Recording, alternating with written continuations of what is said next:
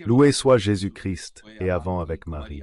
Bonne et sainte journée à vous tous, chers enfants, dans les cœurs sacrés de Jésus et de Marie, dans le cœur très pur de Saint Joseph. Ravi de vous retrouver avec notre chronique matinale, Saint et Café. Aujourd'hui, c'est jeudi 12 décembre, nous sommes dans la deuxième semaine de l'Avent, et aujourd'hui particulièrement, même si d'un point de vue liturgique, il n'y a pas de spécification, nous fêtons la Vierge de Guadalupe, la Morenita, Notre-Dame de Guadalupe, la Vierge Morenita, célèbre dans le monde entier pour son apparition survenue du 9 au 12 décembre de la lointaine, et pourtant toujours si proche de nous par les suggestions qu'elle suscite, 1531. Dans quelques instants, nous raconterons son histoire et le message que cette histoire porte pour notre époque. Mais avant tout, je voudrais vous dire que je reviens tout juste de Sardaigne. Ce furent 2 jours extraordinaires, merveilleux, même inoubliables à certains égards pour ce qui me concerne. Hier à Sassari, on nous a dit, après avoir raconté comment nous nous étions déplacés en voiture, qu'en 2 jours, nous avions pratiquement parcouru toute la Sardaigne, car nous sommes arrivés après un véritable tour de force. À Olbia, il y a 2 jours, le matin, pour descendre à Cagliari. Puis de Cagliari, nous avons été dans la zone centrale, centre-est de la Sardaigne, dans un village dont le nom m'échappe pour le moment. Comment s'appelle ce village où j'ai célébré la messe avec un groupe de fidèles? Et puis le même jour qu'hier, nous sommes allés à Sassari pour la messe de frère Célestin et la rencontre de prière avec les fidèles de Sassari et des environs. Et puis de là, hier soir, on a couru, comme Dieu seul sait, jusqu'à Olbia pour ne pas manquer le bateau qu'on a pris hier soir. Donc ce matin à l'aube, tôt, siamo attraccati al porto di Livorno et adesso, aujourd'hui, nous sommes là. Pour attendre la réunion de prière pour Don Ramon, qui, comme vous le savez déjà, et comme cela a été annoncé il y a 2 jours, a reçu la notification de sa réduction à l'état laïque pour crime de schisme, crime grave contre la foi. On est vraiment arrivé au comble du ridicule. Ce furent 2 jours extraordinaires en Sardaigne. J'ai posté un message ce matin. Je prie le réalisateur de diffuser les images une à une. Nous en avons choisi quelques-unes. Voici le moment où j'ai emporté le registre avec moi, le précédent est en photo, pour le faire signer aux fidèles du petit reste de la Sardaigne qui a survécu. Car malgré les tempêtes qui se sont abattues entre un prêtre et l'autre, entre un journaliste et l'autre, ce petit reste, puisqu'il n'est pas l'œuvre des œuvres divines et de Marie, ça continue malgré tout. Détesté de tous, ça continue quand même. Voilà, c'est le moment où, avec joie, je vous montre le registre de la confrérie du Saint-Rosaire. Et je voudrais vous dire à tous, du petit reste, que vous savez qu'il existe tant de réalités. Il y a le séminaire du Saint-Curé d'Ars, et surtout le sodalice sacerdotal Marie. Il y a la compagnie de Marie. Et il existe l'ensemble des réalités laïques des sentinelles de Béthanie et des pionniers du Rosaire. Chacune de ces œuvres a coûté des sacrifices et a engendré de grandes souffrances avant de voir le jour. Mais je dois vous dire que cette dernière œuvre, née de la confrérie du Saint-Rosaire, justement parce qu'elle est la dernière, est probablement la plus importante. Elle me touche, elle me remplit le cœur. Donc hier, nous avons terminé ces 2 journées. Voici la première photo, puis il y en a d'autres. Cette photo montre le moment où, hier, en Ogliastra, dans le petit village où nous sommes allés, j'ai célébré la messe chez l'une des 2 dames que vous voyez à côté de moi, avec quelques membres de leur famille. On aurait dit un retour aux temps apostoliques, quand les célébrations se faisaient à domicile, presque clandestinement, je dirais. Ces 2 dames âgées, très cultivées, de Villa Grande et Strisailly, elles souhaitaient que j'y aille, car elles ont le monde entier contre elles, et j'y suis allé volontiers leur rendre visite chez elles, et j'y ai célébré la messe. Donnons les autres photos, entre-temps, celle qui représente rapidement, celle-ci doit être l'image d'hier, celles-là plus rapidement, on peut les faire défiler. Celle-ci de la rencontre à Sassari. Je ne sais pas si on l'a, je pense, même si c'est Sassari. Les images, au contraire, sont de Cagliari, d'il y a 2 jours à Cagliari, le 10 décembre pour la fête de Notre-Dame de Lorette. Voici le début de la rencontre à Cagliari. Ce furent des jours intenses, riches en spiritualité profonde et en affection de la part des fidèles du petit reste sarde. Je les remercie du fond du cœur et comme je l'ai écrit dans le post, courage, petit reste de la Sardaigne, et allons-y ensemble avec Marie. Maintenant, nous sommes de retour sur le continent, qui n'est pas noir, mais qui lui ressemble un peu moralement. Je suis revenu ici. Nous sommes en Toscane, car aujourd'hui, jeudi 12 décembre, c'est la fête de Notre-Dame de Guadeloupe. On se retrouve cet après-midi avec le petit reste toscan à 17h30. À l'hôtel Tuscany Inn de Montecatini, terme à 17h30, avec frère Célestin, Don Ramon et moi-même, car qu'allons-nous voir? Comme vous le savez, le titre est celui-là, proche de Don Ramon, le petit reste toscan en prière. J'invite tous les fidèles du petit reste toscan qui le peuvent. Je me rends compte que nous sommes en jour de semaine. C'est très difficile, comme il a été difficile partout, de remplir les salles qui finalement se remplissent les jours de semaine, et cela nous remplit de joie. Et j'espère que ceux qui le peuvent viendront à cette rencontre de prière, car c'est finalement une rencontre de prière avec le Saint-Rosaire, le chant des litanies, la consécration à la Vierge et la messe célébrée par Don Ramon. Ensuite, il y a une suite aujourd'hui, attention, car à 21h aujourd'hui, c'est jeudi, nous attend la diffusion. Il n'y a pas d'annonce de diffusion. Une fois qu'elle est là, je ne la cherche jamais. Quand je la cherche, je ne la cherche pas. Hein, la régie? Quel est... 16e épisode, merci. 16e épisode de mon livre La Symphonie de l'Agneau. Nous examinons, si vous vous souvenez, les 7 sceaux. Et ce soir, il s'agit d'ouvrir ce même sceau. Préparez-vous, séisme, soleil noir, étoile tombante. Nous allons essayer de comprendre. J'ai donné mon interprétation, je le dis tout de suite, même si ceux qui ont le livre connaissent déjà le contenu. Je voudrais vous dire que j'ai donné mon interprétation, en citant bien sûr les exégètes, parce que mes études sont sérieuses, elles sont très sérieuses, parce que je mets en œuvre la compétence de 2 fois théologien. Ce matin, on m'a signalé un message d'une fidèle, je ne dirai pas son nom, parce que la dernière fois que je l'ai fait, ils se sont acharnés encore plus. Ils enragent. Je tais les noms sans souci. Une fidèle de Sardaigne, qui hier, alors que je m'apprêtais à quitter la Sardaigne, a estimé qu'il fallait faire un post dans lequel elle écrit contre Don Minutella. Elle faisait partie du petit reste. Que dit-il sur Minutella? Elle écrit des trucs dingues. Pardonnez cet aparté, mais je veux vous faire comprendre, car beaucoup d'entre vous me l'avez exprimé, surtout de Sardaigne. Je vous remercie de votre soutien.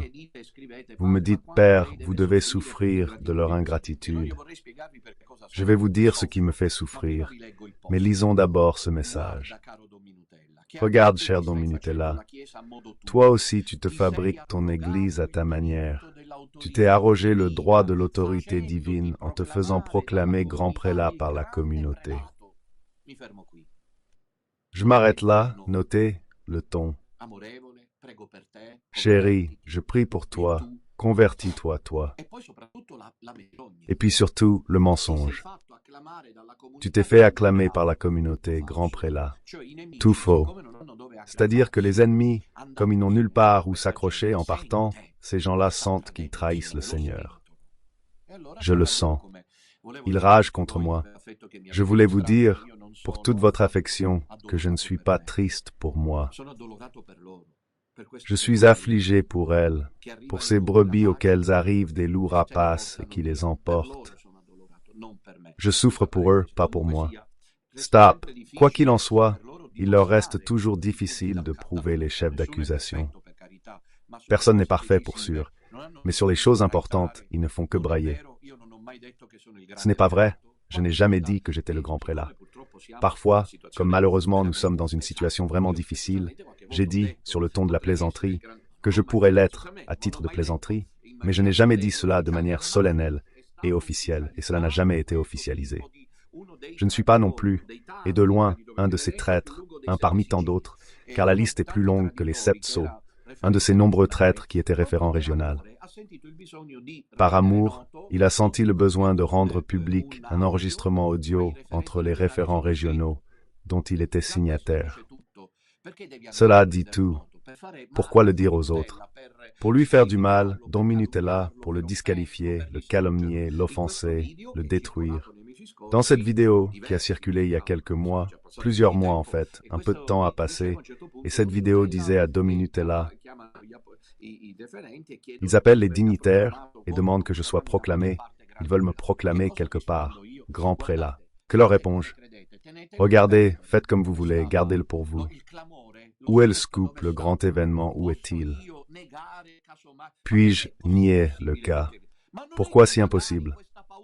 Cette peur d'être le grand prélat, serait-ce le diable? Que c'est l'ennemi qui m'inculque cela, finalement ce sont eux malgré tout qui me consacrent grand prélat. Parce que par ici, c'est vrai ou pas, vous qui me suivez au corps, c'est vrai ou pas que c'est pas un problème, on en parle. Mais je n'ai pas le temps de m'en occuper. Hier en Sardaigne, avant Milan et là en Toscane. Je dois monter dans la Vénétie, puis descendre en Calabre, avant d'aller à Catane 4 jours pour préparer les messes de Noël. Ensuite, il y a 400 à 500 personnes qui viennent en janvier. Je dois repartir, aller on ne sait où. Et ceux-là parlent, braillent et aboient. Les grands... Ok? Revenons-y. Donc aujourd'hui, je disais, nous sommes ici à Montecatini pour exprimer notre solidarité, notre soutien à Don Ramon, qui lui non plus ne va pas très bien avec la fausse Église. Mais c'est une fierté, car il a lui aussi été réduit à l'état laïque. Et puis aussi, mes chers enfants, je vous rappelle les prochains rendez-vous. Samedi, il y a une pause demain. Que fera donc Don Minutella? Parce que maintenant, l'idée est qu'il et sa suite sont des monstres. Peut-être pourrons-nous à peine laver quelques vêtements, les pauvres petites sœurs, arranger les choses, et de toute façon, nous devons faire du chemin. Samedi, après-demain, 14 décembre, rendez-vous à l'auditorium Gramsci de Bergame à 16h30. Courage! Ne manquez pas ces derniers rendez-vous dans le Nord, après 2 mois et demi passés ici. Heureusement que j'étais là, qui sait comment ça serait terminé. Et puis, dimanche, nous serons à Vérone et nous aurons une porte, les images de mon Jules, de mon jubilé sacerdotal. Je célèbre mes 25 ans de messe, comme vous le savez. Et puis il y aura encore la messe célébrée par Don Ramon, à qui nous exprimerons, avec les fidèles de la Vénétie, notre solidarité. Ce sera un moment de grâce, de joie, au cours duquel nous bénirons les santons. J'annonce tout de suite, comme je l'ai déjà dit plusieurs fois, que nous aurons ensuite 2 dernières étapes en Calabre et à Catane, en Sicile orientale. Je voudrais rappeler que le Père Johannes sera à Bologne le 22 décembre à 15h pour les confessions, les prières et les chants, et la bénédiction des santons à 17h30. La Sainte Messe. Père Jean séjournera entre la Vénétie et l'Émilie-Romagne du 19 au 22 décembre, de même que Don Ramon qui ira en Sardaigne du 19 au 22 décembre, tandis que je rappelle que Don Pavel sera dans le Nord, à Mantoue, Reggio d'Émilie, Imola, Bologne, dans les Marches, et en Vénétie du 30 décembre au 7 janvier. Quoi qu'il en soit, nous reviendrons sur ces points. Passons à l'émission d'aujourd'hui, qui est très intense. Non sans avoir rappelé qu'aujourd'hui à 16h, il y a les sentinelles de Béthanie, ce moment de prière très important qui précède la rencontre ici. Oh, je vous en prie, venez, fidèles de Toscane, qui précède la rencontre ici à 16h. La prière des sentinelles qui prient pour la sanctification des prêtres. Alors le titre d'aujourd'hui est assez emblématique parce que, comme on le disait, on fête la Vierge de Guadalupe. Le voilà le titre de la fenêtre d'aujourd'hui. Notre-Dame de Guadalupe et Pachamama. Vraie Église et fausse Église. Procédons par ordre. Commençons par les apparitions de la Vierge. J'ai été une fois dans ma vie au Mexique, en 2013. Je dois vous dire que j'y étais en juillet, il me semble.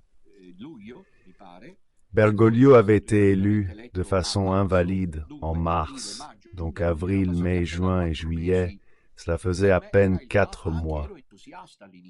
Pour moi, c'était le pape. J'étais enthousiaste avec François.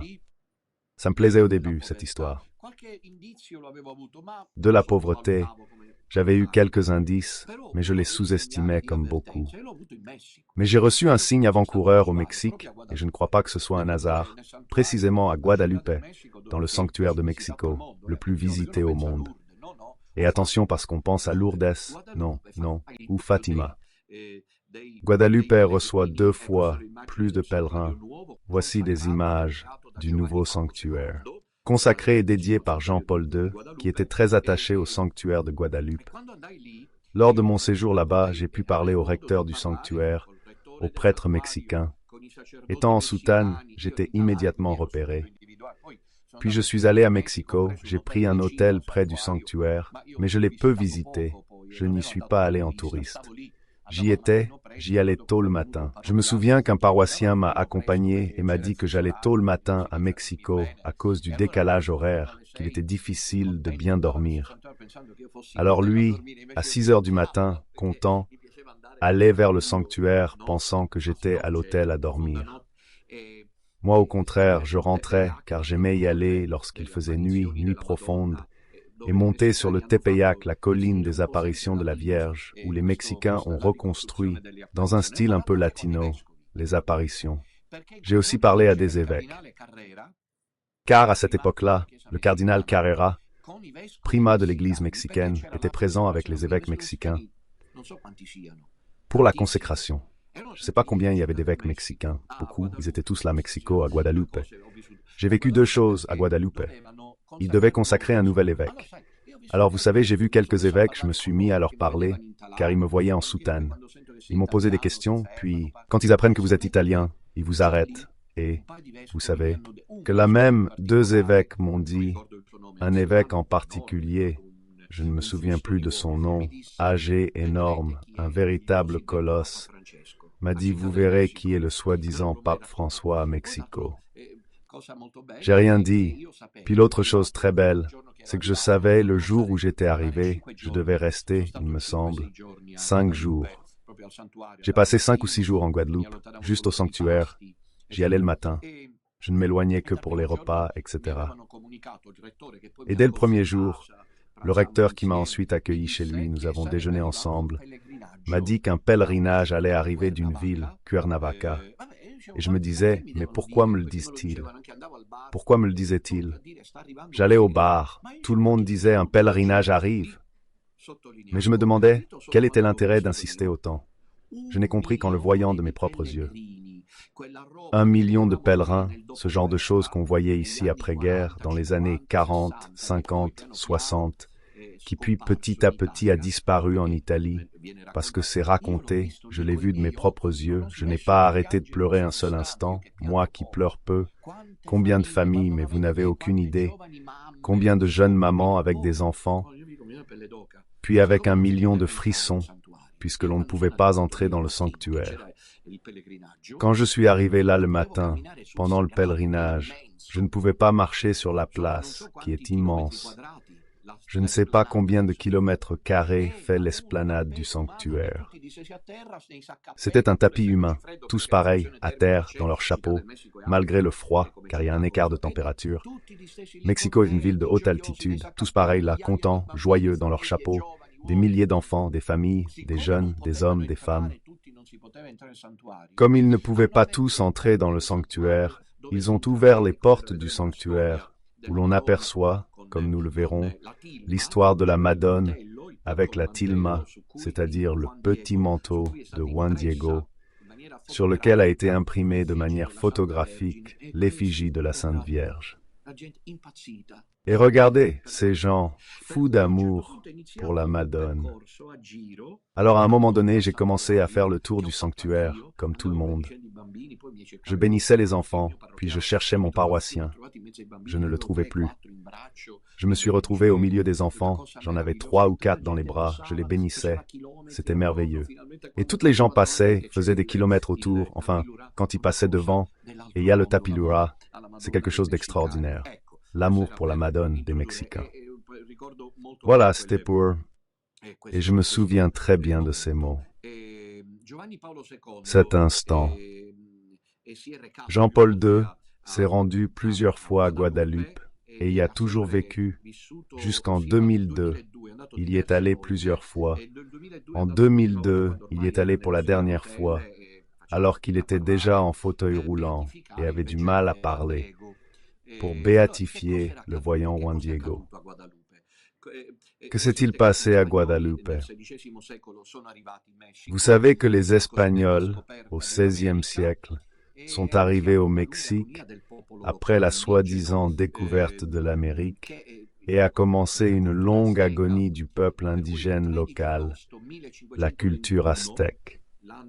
Ainsi, le 13 août 1521, année qui prépare l'apparition, marque le crépuscule de cette culture, de cette tradition civile, lorsque Tenochtitlan, la capitale aztèque, superbe capitale, sous la conduite de l'empereur Montezuma, est pillée et détruite par les conquistadors espagnols sous le commandement du capitaine Hernán Cortés célèbre.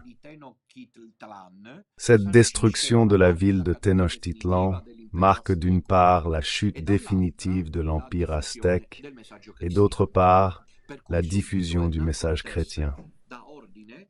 Ainsi, Hernán Cortés ordonne immédiatement aux frères franciscains, car ce sont surtout eux venus d'Espagne, d'évangéliser et de baptiser les populations locales, les Aztèques. Parmi ces baptisés, l'un des premiers à recevoir volontairement le baptême se nommera, du nom de baptême, Juan Diego. C'est dans ce contexte que, 10 ans après la destruction de Tenochtitlan, soit en 1531, du 9 au 12 décembre, il faut situer l'apparition de la Madone à ce pauvre Indien nommé Juan Diego. Et lui était originaire de Cautitlan, et il appartenait à la tribu des indigènes Matwales. Il fut baptisé à sa demande et était déjà dévot à la Madone, c'est-à-dire qu'il a appris à être dévot à la Madone. Un jour, le 9 décembre, il devait traverser cette colline. Je me souviens que j'avais l'hôtel et ma chambre donnaient directement sur la colline de Tepeyac. Il devait traverser cette colline chaque jour pour aller au catéchisme. Dans l'église de Sainte-Croix, il s'y rendait à minuit et parcourait à pied, aller et retour, 24 kilomètres. Puis nous, aujourd'hui, on se préoccupe de suivre un régime parce qu'on pense que tout dépend de manger peu. Pourquoi sont-ils si forts? Car 24 bornes à pied par jour. Passant donc près de la colline de Tepeyac, où il faut savoir que sera un temple construit au dieu serpent. L'Indien est attiré par un chant harmonieux d'oiseaux. Et vois-tu, aujourd'hui, quand tu montes la colline du Tepeyac, c'est pas une montée épuisante. Il y a une petite chapelle juste à son sommet, la plus ancienne. Et là, les Mexicains, au sanctuaire, t'ont mis le chant des oiseaux, que moi, aussi grincheux que je peux l'être parfois, en allant là, il me semblait un cadeau de la mer. Ce chant du ciel, je les voyais pas. J'ai pensé ce sera un signe, un don du ciel. Puis j'ai découvert qu'ils mettent la musique dans la colline pour recréer l'ambiance. Il sent ce chant harmonieux d'oiseaux et finalement voit une femme, une très belle et douce femme, qu'il appelle par son nom avec tendresse, Juan Diego, puis Juan ou Diego. La Madone se présente avec ces mots précis qui, pour nous, dans le sujet que nous traitons aujourd'hui, sont décisifs, presque une conclusion.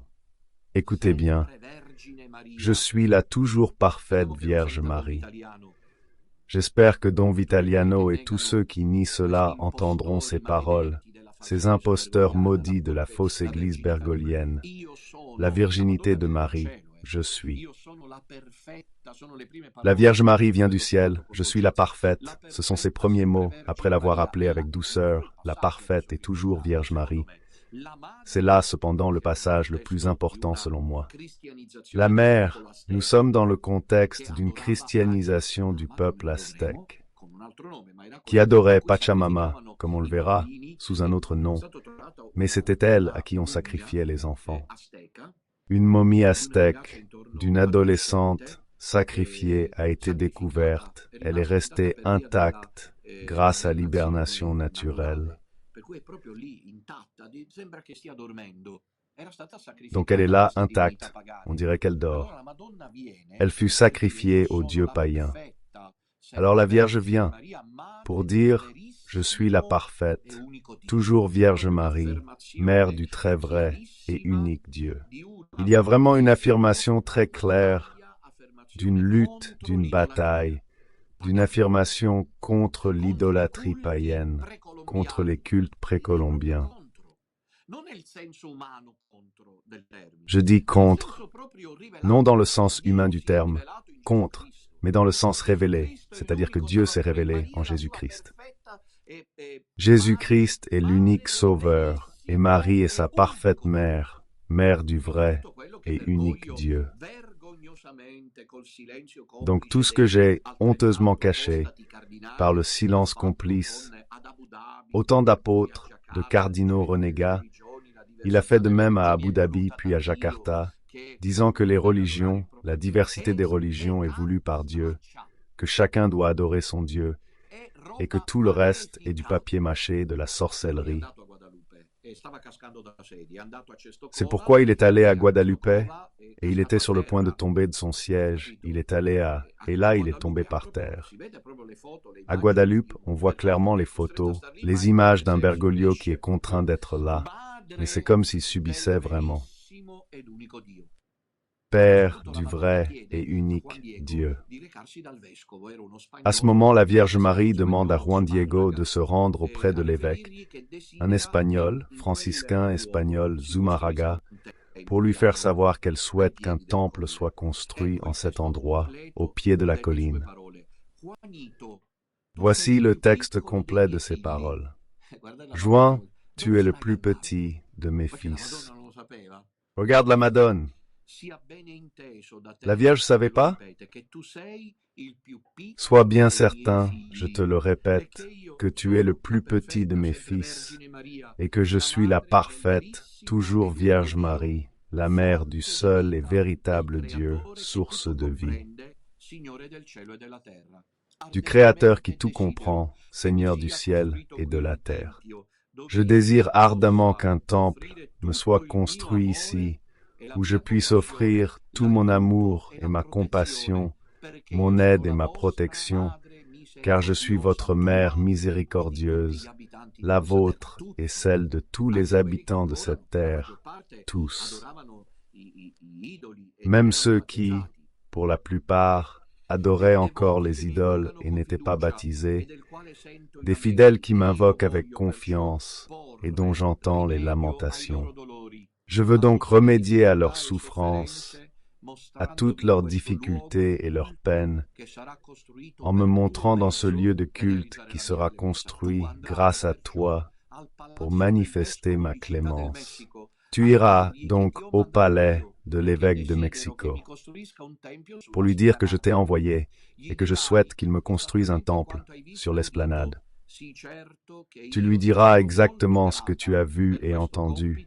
Sois certain que je te serai très reconnaissante pour ce service et que tu mériteras une récompense pour l'effort et la peine que tu auras pris à accomplir ma mission. Vas-y et fais-le, maintenant que tu as bien compris mon ordre. Voilà, le message du 9 décembre, mettons-le à droite, avec à gauche cette belle image où j'étais face à la Madone. Lorsque Diego décide d'aller, de venir au commandement de la Madone, et donc court immédiatement à l'évêché, parcourant tant de kilomètres, il arrive essoufflé auprès de l'évêque, car il n'est plus tout jeune, tandis que Diego, entre-temps, doit faire une antichambre interminable. Puis il dit à l'évêque, mais il n'est pas cru. L'évêque le congédie pratiquement très mal, je dirais même, Et alors il s'en va, le cœur brisé. Pour rentrer chez lui, il doit passer par le Tepeyac. Et il y va, il s'arrête. Et il implore la Vierge pour son échec. Il dit que mon œuvre n'a pas réussi. La Vierge lui ordonne alors, lui ordonne vraiment, la Madone lui dit, « Je t'ordonne », elle utilise ce mot, elle lui ordonne de retourner le lendemain chez l'évêque, lequel, après lui avoir posé de nombreuses questions, cette fois sur le lieu et les circonstances de l'apparition, l'évêque, cette fois, comme il le voit revenir le lendemain, 10 décembre, lui dit, « Si c'est vrai, je veux un signe. » La Vierge l'apprend et dit à Juan Diego que le signe lui sera donné. Qui sait combien de purgatoires il a subi pourtant, car son signe qu'il nous a demandé nous a été utile, car le tableau de la Madone en est sorti. Pour lui, je pense, j'imagine un peu moins, car il devait croire. Mais le lendemain, Juan Diego ne peut pas aller à la Madonna. Il est retenu. Pourquoi? Parce qu'il vit avec son oncle, Juan Bernardino, qui est gravement malade et a besoin des sacrements. C'est pourquoi lui, tôt le matin du 11 décembre, court à tire le soc pour chercher un prêtre qui confesse le mourant. Arrivé en vue du Tepeyac, Diego, malin, sous prétexte que son oncle est mourant, veut se soustraire à cette amère mission.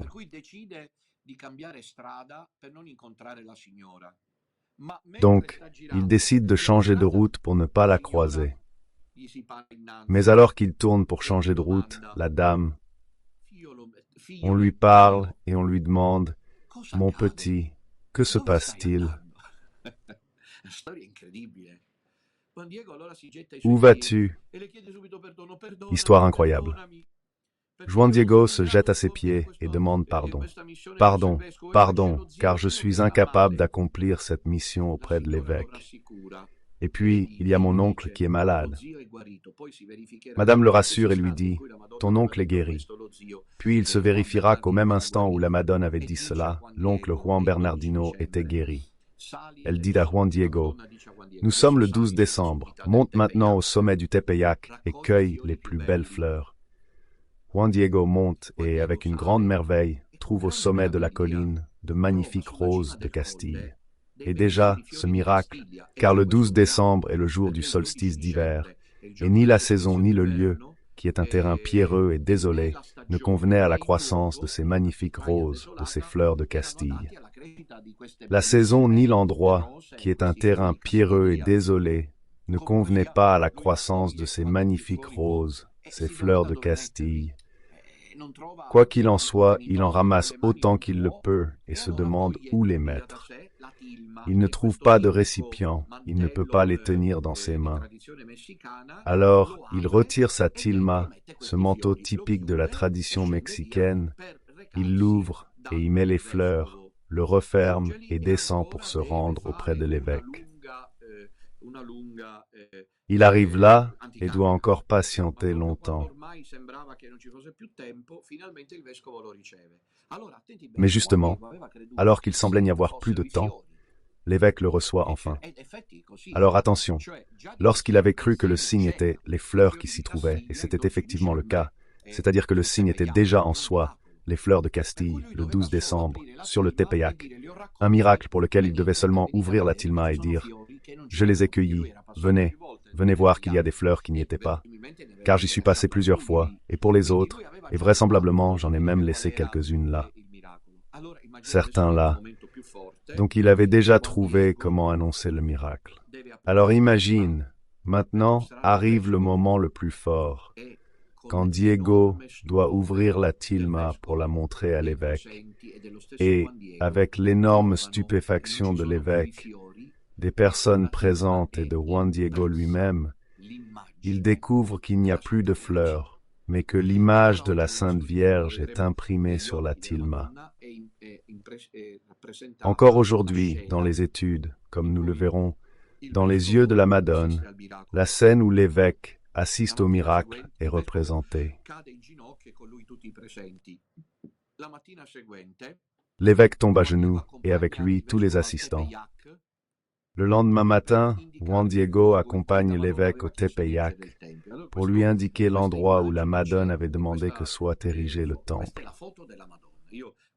Sur cette image, autour de la Madone, quand j'allais voir mon confesseur, le père Amor, il me disait toujours qu'il avait sur sa scrivania peu de choses, plein de lettres du monde entier, et il avait pourtant l'image de Medjugorje, la Madone de Medjugorje et la Madone de Guadalupe. Une fois, je regardais cette image et je ne demandais rien. Lui me dit que lors des exorcismes, il avait expérimenté à quel point cette image était puissante contre Satan. Voilà, c'est un sanctuaire. L'image sur la bannière est une chiropita faite sans main humaine. Les études ont démontré qu'elle n'a pas été peinte par des mains humaines. De plus, en 1929, un examen scientifique minutieux a révélé, comme je le disais, que dans les pupilles des yeux de Marie, de la Vierge Morenita, se reflète comme sur une pellicule photographique l'image de la Vierge et d'autres personnes présentes au miracle des roses. Le phénomène reste scientifiquement inexpliqué. Voilà des mois. Sur ma chaîne, voilà, ce sont les yeux de la Madone. Pour dire qu'il y a plein d'autres choses que je ne peux naturellement pas traiter entièrement. C'est toute une constellation. Il y a quelques mois, le cher docteur Sionzi, devenu méconnaissable à mes yeux, a accueilli sur sa chaîne YouTube une étude réalisée par l'un de ses collaborateurs, si vous vous souvenez, sur les étoiles de la Madone, dont le décompte s'arrêterait. Maintenant n'est pas le moment de le creuser, à Benoît XVI. Il l'a présentée avec force détail. Si on la compare à aujourd'hui, parenthèse fermée, pour souligner les incohérences, dont Minutella a toujours été cohérent, toujours sur la même ligne, mais pour dire non. Disons entre parenthèses, pourquoi la prophétie s'efface d'un coup? C'est pas une prophétie, c'était pas. La Madone l'avait dit, pourquoi ça ne compte plus? Quoi? Qu'est-ce qui se passe? Bah, laissons tomber. La Madone est belle. Cette Madone de Guadalupe est vraiment ravissante. Je l'ai d'ailleurs vue en vrai. Vous savez que j'ai eu une grâce spéciale, je passais toujours avec le tapirura parce qu'elle est à distance, et je passais et repassais, passais et repassais. Je n'arrivais pas à m'en aller. Puis j'ai demandé s'il était possible de monter en haut. Le lecteur m'a dit oui, regardez, il y a une photo de moi, je me l'ai fait prendre à la maison, comme les fans de Madonna ou de Michael Jackson. Io sono salito là, mamma mia, je peux pas vous dire. La voir, cette image à quelques mètres. Mais quels mètres? Centimètres. J'étais juste là, je l'ai vraiment admiré, contemplé, ressenti tout le charme dans une image de la Madone, qui a le visage noble, brun, les mains jointes, vêtue de rose, bordée de fleurs. Un manteau bleu azur, piqué d'étoiles dorées, recouvre sa tête et lui descend jusqu'aux pieds, qui reposent sur la lune. Dans son dos, le soleil brille au loin avec ses 100 rayons. Voici, regardez la photo, c'est un coup de théâtre, vraiment, regardez. Et vous voyez, je suis là, un très jeune Don Minutella avant le début. Oui, la mission n'avait pas encore commencé. Une partie, vous voyez, je suis au sanctuaire de Guadalupe en juillet 2013. Et là, il m'est permis, si j'étire la main, de toucher le tableau avec la tilma, un don exclusif que j'ai toujours considéré comme un cadeau de la Madone. Le message de la Madone est évidemment très forte et profondo.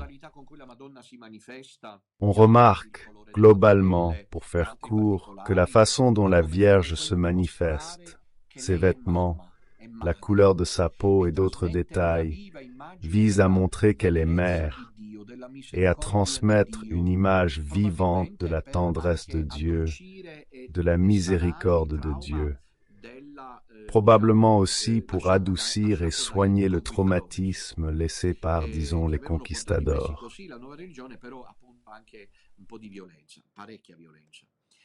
Qui avait amené la religion au Mexique. mais aussi de la violence, beaucoup de violence. La Vierge apparaît métisse, c'est-à-dire à la peau mate, vêtue comme n'importe quel indigène, et elle veut dire quelque chose d'important. Elle dit aux Mexicains, « Je suis votre mère, je suis votre mère », tout en étant parfaite. Et toujours Vierge Mère du vrai Dieu, comme nous l'avons entendu, elle se montre comme une mère de tendresse, de douceur et de consolation. Elle montre qu'elle comprend les souffrances du peuple aztèque éprouvé et qu'elle veut les compatir et les soulager. C'est pourquoi elle ordonne la construction d'un lieu de culte, précisément à cet endroit, car elle veut que les fidèles mexicains trouvent en elle l'image de la bonté et de la tendresse. Le visage de la Vierge est métisse. Elle a environ 16 ans, si possible un gros plan sur son visage. Le métis est un mélange du blanc européen et du brun indigène. Elle est mère de tous. En Marie et donc en Jésus-Christ, dont elle est la mère toujours vierge, l'humanité se réconcilie. Saint Paul dira, Saint Paul dit, plus de juifs ni grecs. Il n'y a plus ni juifs ni grecs, ni esclaves ni libres, mais nous sommes tous un en Jésus-Christ. Il n'y a plus d'Aztèques ou d'Espagnols, plus de Mexicains ou d'Européens, mais nous sommes tous, par Marie, enfants de Dieu, rachetés par le sang du Christ. Ses yeux expriment toute la vitalité de sa jeunesse et communiquent son amour. C'est un gros plan encore plus détaillé, comme vous le verrez maintenant, du visage qui le manifeste. Le regard est baissé car, dans la mentalité aztèque, indienne, regarder une personne dans les yeux était considéré comme un geste de provocation et d'offense. Alors la Madone a les yeux baissés pour dire qu'elle ne veut offenser personne, qu'elle ne veut provoquer personne. La tête est inclinée, comme vous le voyez, légèrement vers la droite, pour indiquer, pour symboliser que nous ne sommes pas des esclaves, mais des enfants. Il y a des rayons autour du corps de la Madone. C'est une mandorle lumineuse, l'a-t-on appelée, qui encadre la Vierge en projetant des rayons lumineux, comme pour annoncer le 12 décembre. Je rappelle que cette apparition n'a pas lieu par hasard, à l'approche de Noël. La Madone se présente comme mère du Dieu très vrai, de l'unique et très vrai Dieu. Noël, c'est ça. Alors, cette amande lumineuse de rayons solaires indique l'annonce de la venue de Jésus-Christ, le Fils de Dieu, en forme de flèche, et symbolise dans la flèche l'ascension spirituelle. La bouche de la Sainte Vierge est anatomiquement parfaite. Elle est très petite. Elle donne l'impression d'esquisser un petit sourire. Dommage qu'on ne puisse pas voir l'image plus directement du visage. Un petit et doux sourire. Le voilà, regardez. Comme ça vous le voyez mieux. Regardez quelle merveille, insistons. Le visage légèrement incliné vers la droite pour indiquer que tous ont la dignité de fils de Dieu et ne sont pas esclaves. Les yeux si doux et pleins d'amour, la bouche esquissant à peine un sourire, les cheveux noirs naturellement, tous les détails, le cou, etc. La Madone a les mains jointes et se tient en position de prière, car elle implore comme médiatrice, il y a des études qui ont démontré cela, que la première apparition mariale publique, celle de Guadalupe en décembre 1531, la première apparition publique de la Vierge est aussi celle qui annonce le dernier dogme, la corédemptrice. Marie médiatrice implore Dieu pour nous. La ceinture est le vêtement d'une noble dame, noire ou bande, symbolise sa vie. Dans la culture aztèque, l'attente d'un enfant. Les femmes indigènes se distinguaient pendant leur grossesse car elles portaient ce ruban noir sur le haut du ventre. En effet, vous voyez que dans le haut du ventre, là où l'on voit les mains jointes de la Madone, il y a cette ceinture noire qui se termine en pointe et évoque une figure divine. Avant tout, c'est très beau que la grossesse culmine dans les mains jointes, parce que grossesse divine. Et puis voici le manteau. Des études ont été menées et Rocha, un chercheur, a découvert une corrélation entre les étoiles de la constellation de la Vierge et celles du ciel au solstice d'hiver. La voici, celle de 1531. Les constellations et les étoiles majeures sont tracées. Certaines constellations tombent à des positions significatives. Regardez bien, la couronne boréale est sur le front, vous voyez? La constellation de la Vierge est sur les mains jointes, où il est écrit Vierge. Le lion qui est sur le ventre a vaincu le lion de la tribu de Judée. Incroyable, voici Jésus. Et elle le tient. La constellation d'Orion, le mythique géant, se trouve sur l'ange qui soutient la Vierge. Les étoiles sont 46 à 8 branches. Ces dessins montrent clairement les éléments essentiels présents sur la tilma. Ensuite, il y aurait tant d'autres choses à dire, mais nous n'avons évidemment pas le temps de tout approfondir. Je vous renvoie aux détails plus tard, car il est déjà 10h05. Alors maintenant, je voudrais revenir à la manière, à l'identité même que la Vierge offre d'elle-même à Guadalupe. La Vierge dit « Je suis la parfaite et toujours Vierge Marie ». Ce sont des paroles importantes, car c'est la Vierge qui les dit à Juan Diego « Je suis la parfaite et toujours Vierge Marie, mère de l'unique et très vrai Dieu ». Pourquoi la Vierge se présente comme mère du seul vrai Dieu? Parce que les Aztèques étaient encore là, adorant les divinités païennes précolombiennes. Et parmi celles-ci, écoutez bien, Pachamama. Il y avait des statuettes indigènes. Des milliers ont été retrouvées. Les voici. Elles sont conservées au Potuto Vederle, au Musée national de Mexico. Tour et détour. Mais on trouve ces statuettes idolâtres, celles que Bergoglio a fait venir à Rome, dans le silence total des cardinaux, dans l'indifférence totale des fidèles, dans la complicité honteuse de millions de catholiques dans le monde. Bergoglio et la fausse Église ont fait venir à Rome les statuettes idolâtriques de Pachamama dans le silence total pour remplacer la dévotion et le culte à la toujours Vierge Marie.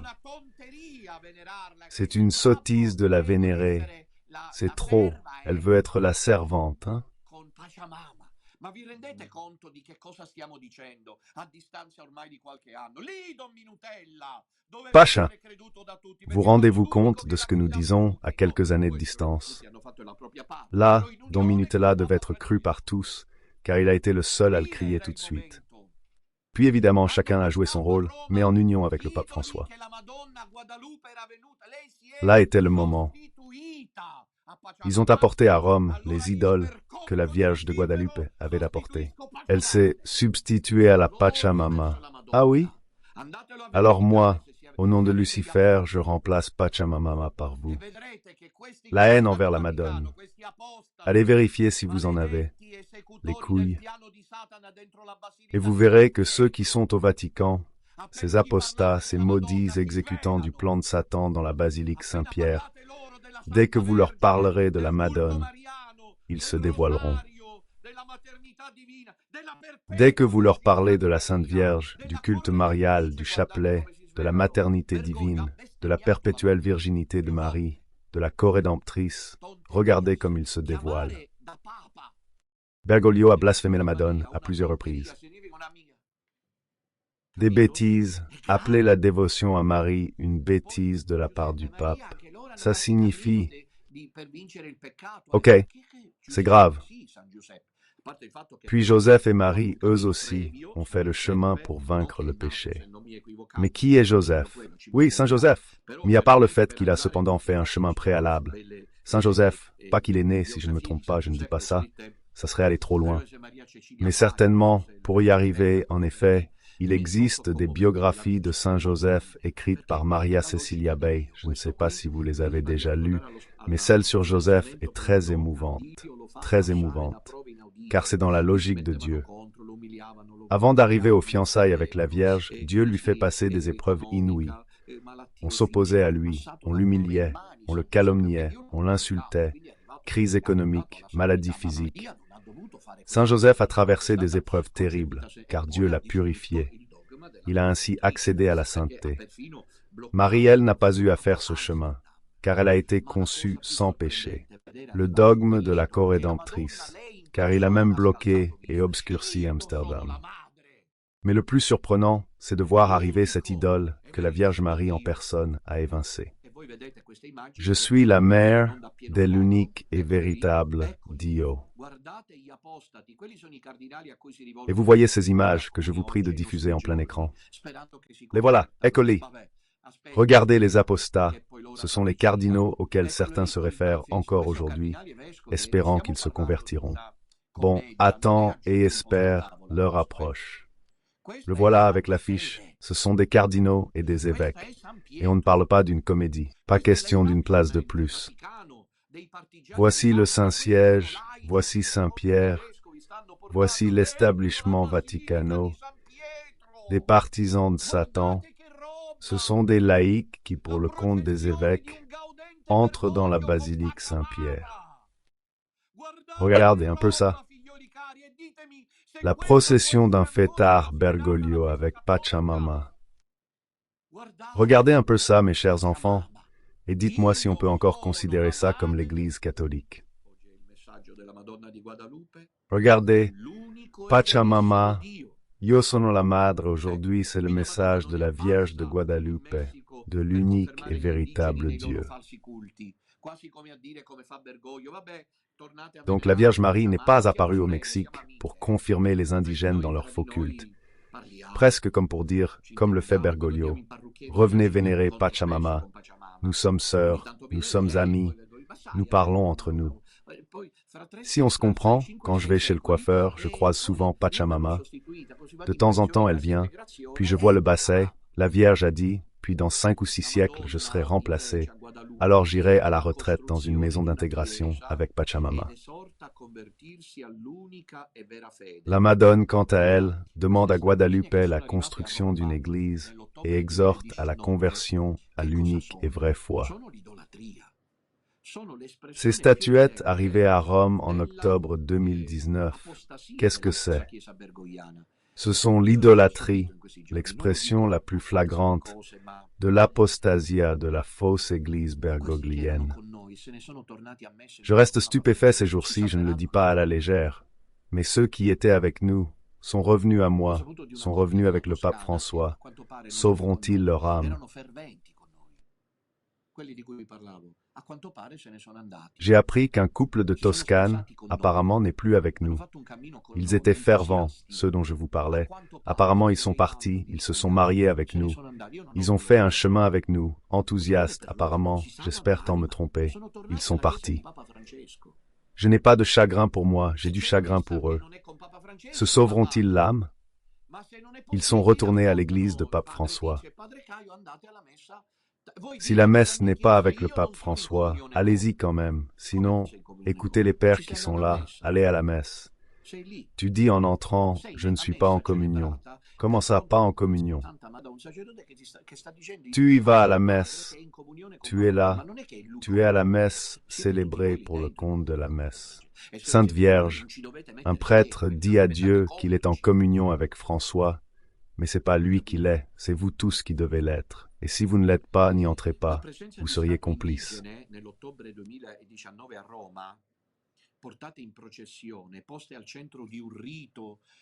La présence d'États indigènes en octobre 2019 à Rome, portés en procession, placés au centre d'un rite et devant lesquels on s'est prosterné, comme cela s'est produit dans les jardins du Vatican, ne peut absolument pas être justifié comme on a tenté de le faire avec l'idée d'inculturation. Une chose est de récupérer des éléments saints des cultures indigènes pour les conduire au baptême de l'Évangile. Autre chose est de continuer à vénérer ce que Dieu ne veut pas, ce qui va contre Dieu, donc l'idolâtrie. Je ne sais pas si vous comprenez. Avec Bergoglio, nous sommes retournés à Rome avec l'idolâtrie avérée, comme si de rien n'était. Nous sommes une lignée maudite, peut-être caïnite. Ne serait-ce pas une église kénite? Quand je vois ceux qui partent en colère et me crachent dessus, comme dit plus tôt, pourquoi m'attaquer? T'es pas d'accord? Fais ton chemin. Non, il faut dire que Minutella a dit qu'il voulait être le grand. Que cache cette propagande mensongère, car je n'ai jamais dit ça. Tu t'es enfui? C'est la vraie? Pourquoi tu me fonces? C'est satanique alors. Ray Sticky. Nous sommes avec la lignée d'Abel. Elle est Église des Abel. Je ne sais pas si frère Célestin comprend l'ecclésiologie. On parle du thème patristique. L'Église par Abel. Cela signifie que pour les pères de l'Église fondée à la Pentecôte a cependant une prémisse avec tous les justes de l'Ancien Testament, et qui est le premier juste en absolu. Dit Abraham? Non, pour être précis, le premier juste qui sacrifie à Dieu, le sacrifice selon le culte agréable à Dieu, c'est Abel, qui pour cela est tué par Caïn. Nous sommes au temps où les Caïns tuent Abel. Il y a une lignée kénite, une église kénite, un établissement kénite, une lignée kénite. Les damnés sont à l'œuvre. Les damnés sont à l'œuvre. L'Antéchrist a ses émissaires partout. Et nous sommes capables, dont Minutella est capable. Pourquoi montrer tant de haine? D'accord? Merci, Don Minutella, pour tes leçons, mais je ne suis plus d'accord. Si tu dois, pourquoi tu ressens le besoin de l'écrire, de le publier? Pourquoi? Ok? Ils suivent la lignée de Caïn, ils vont à l'église, où règne la puanteur putride de Pachamama. Ça donne des frissons, ça... Peur de voir comment Satan les cajole, les attire et les conquiert. Je ne suis pas affecté par leurs actes. Je ne cherche pas à me faire supplier, même si j'aimerais l'être. Oh là là, quand je me penche, je fais comme ça, comme hier, mais je n'ai jamais dit que j'étais le grand prié. Et j'ai confirmé tant de fois leur enthousiasme, mais je ne peux pas les forcer. Ceux qui y croient, perchés sainte volonté peut-être, mais c'est la lignée de Caïn, qui retourne aux idoles païennes, incroyable. Où? À Rome, oui, mais à Rome où? Parce qu'il ne suffit pas de dire à Rome, regardez les images, à Rome, à Saint-Pierre, au Vatican, il n'y aurait pas grand-chose à ajouter.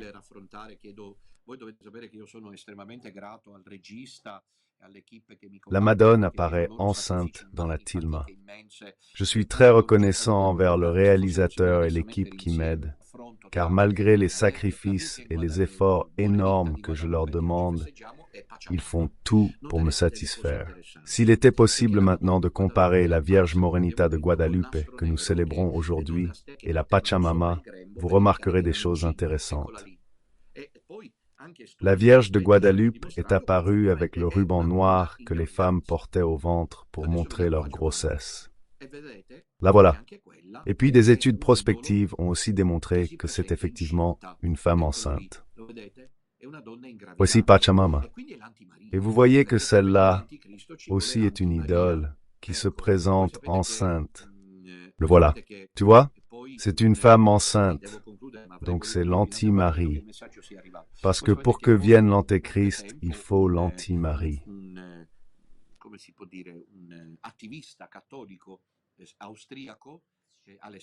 Vous savez que, de nuit, un activiste catholique autrichien, Alexander Tschugel, a subtilisé ces 3 statuettes.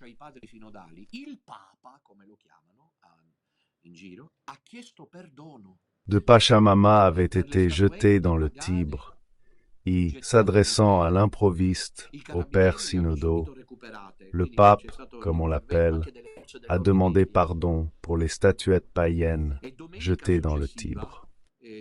Les carabiniers les ont vite récupérées avec l'appui des forces de l'ordre italiennes.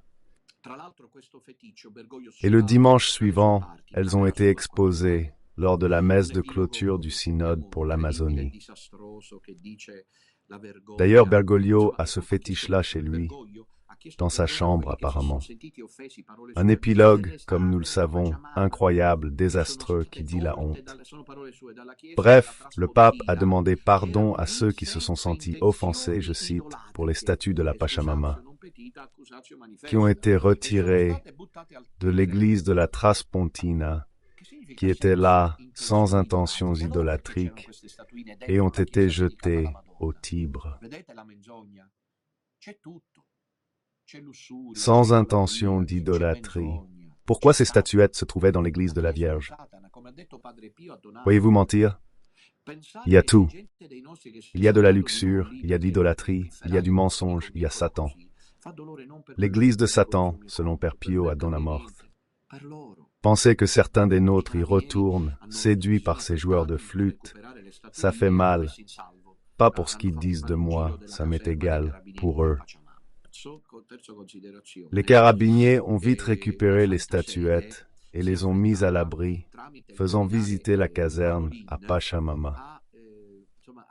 Troisième point, le Saint-Siège, par l'intermédiaire du cardinal Parolin, s'est empressé de replacer les statuettes de Pachamama.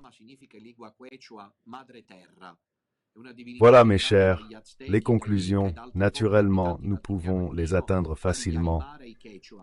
Pachamama, en langue quechua, signifie mère-terre. C'est une divinité vénérée par les Aztèques, les Incas et d'autres peuples des hauts plateaux andins, comme les Aymara et les Quechua. C'est la déesse de la terre, de l'agriculture et de la fertilité. Donc, il s'agit d'une divinité païenne, par ailleurs andine et non amazonienne entre autres. Comment peut-elle servir dans une église sans visée idolâtre, selon Bergoglio? Si c'est une idole, comment l'utiliser sans idolâtrie? Quoi qu'il en soit, les enfants, cette histoire de Pachamama est sans aucun doute une anti-Marie. La fête de Guadeloupe est la rivale de Marie aujourd'hui. Par ailleurs, en version quiche, le Saint découvert, un avanti, qu'ont une âme, je dirais, légère, subtile, et même ainsi propaganda érotique, pour faire savoir que les traditions religieuses non chrétiennes non révélées, et même dans l'islam, le conseil de la vérité, excuse, ces régions du livre. La parenté entre Hieros et Gamus est très forte, c'est-à-dire entre l'idée que la sexualité soit un instrument. Et en effet, Pachamama est nue.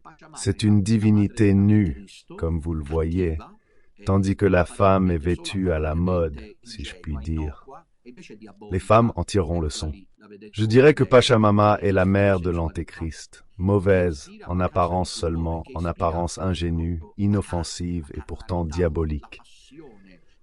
La voilà, vous la voyez très bien, elle inspire la sensualité, elle inspire le manque de pudeur, elle inspire la chair, la carnalité, la passion pécheresse. De l'autre côté, au contraire, se trouve la mère de l'unique et véritable Dieu que nous vénérons aujourd'hui. Que la Vierge de Guadeloupe nous aide à rester vigilants face à l'influence qui partout devient si puissante. Tu vois où je veux en venir. À mon avis, on évoque non pas l'élection, comme le disent les imbéciles, mais de toute évidence, je ne connais pas les prophéties. Le grand prélat ne doit pas être élu et ne sera pas non plus le successeur du pape. Le grand prélat est envoyé, selon moi, il n'y a besoin que d'une reconnaissance. Selon moi, ce qui est pire, c'est que le diable est en colère, parce que selon moi, nous sommes là et nous sommes au sommet. Alors résistons avec la couronne en main.